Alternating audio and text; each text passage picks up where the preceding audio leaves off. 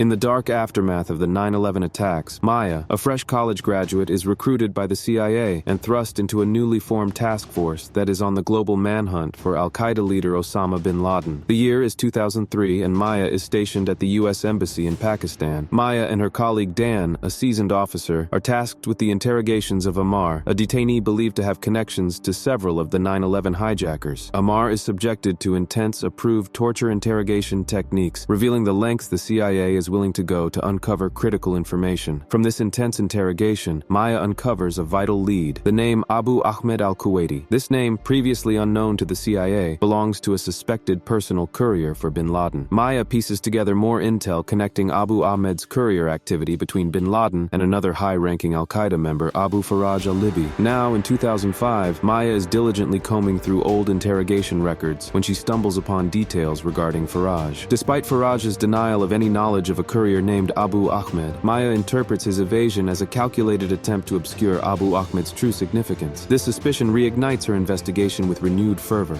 Fast forward to 2008, the dangers of Maya's mission materialize in a horrifying way. While enjoying a meal in an Islamabad restaurant with her colleague Jessica, the peaceful evening is shattered by a massive explosion at the nearby Marriott Hotel. The explosion devastates the area, and Maya and Jessica barely escape through the back of the restaurant. This shockwave of violence serves as a stark reminder of the precarious environment in which Maya and her team operate. Following the traumatic hotel bombing, Maya and Jessica devote themselves to an intense year of investigations. Their world, marked by growing tension and looming threats, offers a ray of hope when a promising lead surfaces from a Jordanian doctor. This unexpected break offers a glimmer of light in their relentless, danger-ridden pursuit of bin Laden. Now, in 2009, one fateful day, al-Balawi is invited into an American military base in Afghanistan called Camp Chapman. His car glides unopposed through the compound's barriers, as Jessica does not want to spook him. As the car comes to a halt, al-Balawi steps out. An unsettling feeling descends upon the soldiers at the scene. Their trusted informant, their believed ally, unveils himself as a double agent. In a chilling act of betrayal, al-Balawi triggers a concealed suicide vest. The devastating blast slices through the compound's tranquility, transforming a moment of hopeful anticipation into catastrophic devastation. The Camp Chapman attack results in the loss of 7 CIA officers, the largest loss of CIA in history, including Jessica, Maya's colleague and dear friend. This personal loss deeply affects Maya, highlighting the dark mission she is on. Later that week, of the Camp Chapman tragedy, Maya receives another puzzle piece. A case manager brings forward an interrogation transcript from a Jordanian detainee who claims to have personally buried Abu Ahmed in 2001. This revelation sends shockwaves through the investigation, challenging Maya's theory regarding Abu Ahmed's involvement with bin Laden. Despite the claim, Maya remains unconvinced that Abu Ahmed is dead. She suspects that the insistence on his demise is a diversionary tactic. If Abu Ahmed was insignificant, why underscore his death so forcefully? This contradiction strengthens her belief that Abu Ahmed is alive and is crucial to finding bin Laden. Shortly after, a colleague uncovers a critical piece of overlooked intelligence. 5 years prior, Moroccan authorities apprehended an individual named Ibrahim Saeed, traveling under the name of Abu Ahmed al-Kuwaiti. Maya theorizes that this man could be the elusive Abu Ahmed they've been searching for.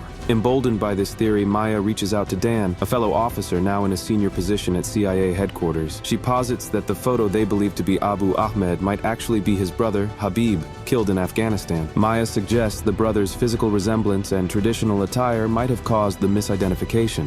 With this new hypothesis, Maya is keen to secure the telephone number of Ibrahim Saeed's mother. She skillfully negotiates with a Kuwaiti prince, trading the coveted number for a Lamborghini. The CIA then uses advanced surveillance techniques to monitor calls made to this number, hoping to trace Abu Ahmed's location. Their efforts yield results when they identify a caller using unusual tradecraft, believed to be Abu Ahmed. The caller is traced to a white SUV before the CIA follows the car to a sizable compound in Abbottabad, Pakistan. But with this breakthrough comes danger. Gunmen attack Maya, firing AK-47s at her vehicle's bulletproof windows. She narrowly escapes, speeding in reverse, and is subsequently recalled to Washington, D.C. from Washington. Maya oversees surveillance of the Abbottabad compound. Despite rigorous analysis of the inhabitants' daily routines, there's no conclusive photographic identification of bin Laden. However, Maya's unwavering belief convinces her that bin Laden is indeed hiding there. Prompted by this belief, the president's national security advisor charges the CIA with devising a plan to capture or kill bin Laden. They propose many options, with the final being a ground raid deploying classified stealth Black Hawk helicopters to be piloted by the Army's 160th Special Operations Aviation Regiment. The helicopters will enter Pakistan and insert members of DevGru, SEAL Team 6, to raid the compound. Before briefing President Barack Obama, the CIA director convenes a meeting with his senior officers. They cautiously estimate the likelihood of bin Laden's presence in the compound to be between 60–80%. Maya, however, drawing from her thorough knowledge of the intelligence, confidently asserts a 100% certainty. With this, the stage is set for the Abbottabad raid, marking the climax of the decade-long hunt for Osama bin Laden, a mission fueled by the tenacious determination of a team of CIA analysts led by Maya. On the night of May 2, 2011, the two heavily customized and classified stealth Black Hawk helicopters sliced through the darkness, leaving Jalalabad, Afghanistan, for a daring mission in Abbottabad, Pakistan. They carry an elite unit of Navy SEALs from DevGru, along with members of the CIA's Special Activities Division. Their mission, codenamed Operation Neptune Spear, is to apprehend or neutralize the world's most notorious terrorist, Osama bin Laden. The helicopters, virtually invisible in the night sky, swoop low and fast over the rugged terrain to evade Pakistani radar. But as they near the fortified compound in Abbottabad, one helicopter encounters a vortex ring state, a hazardous condition caused by the compound's high walls and thin air. The helicopter's tail clips the compound's wall, and the aircraft crash lands within the compound's confines. Despite the crash, the skilled pilot manages to prevent any casualties among the team on board. The initial plan is thrown into chaos, but the SEALs are prepared for contingencies. They quickly dismount from the crippled Black Hawk and secure the perimeter of the compound, all the while maintaining radio silence to avoid revealing their presence. Simultaneously, the second helicopter lands safely outside the compound. More SEALs disembark, swiftly joining their comrades who are now ready to breach the compound. In teams, they move toward the main house and a separate guest house within the premises. The team approaching the guest house encounters bin Laden's courier and his brother, engaging in a brief firefight. Both men are neutralized, and the guest house is cleared.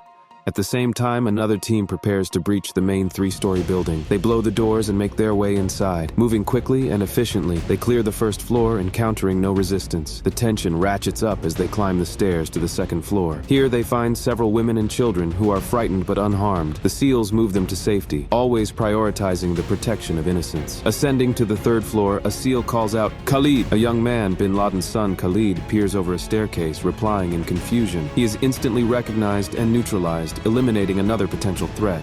Continuing their ascent to the top floor, the SEALs find two women standing in front of a door. Fearing they might be wearing suicide vests, one SEAL charges forward, pushing them aside to protect his teammates. The door is thrown open, and they come face to face with a tall man retreating into the room. Shots ring out. The tall man falls. As the dust settles, they kneel to examine the body, realizing the gravity of the moment. The man lying before them matches the description of Osama bin Laden. Having confirmed the identity of the man lying before them as Osama bin Laden, the SEALs snap into the next phase of their mission. They quickly get to work securing invaluable intelligence. They confiscate hard drives, laptops, CDs, papers, and any other potential sources of information scattered around the room and elsewhere in the compound. With the intelligence secure and bin Laden's body confirmed, the SEALs move to the final stage of their mission. They place bin Laden's body in a body bag and prepare to exfiltrate. Time is of the essence, as the crash-landed Black Hawk and the sound of the raid might have attracted attention, and the Pakistani authorities could be closing in. Back in the compound's courtyard, another team of SEALs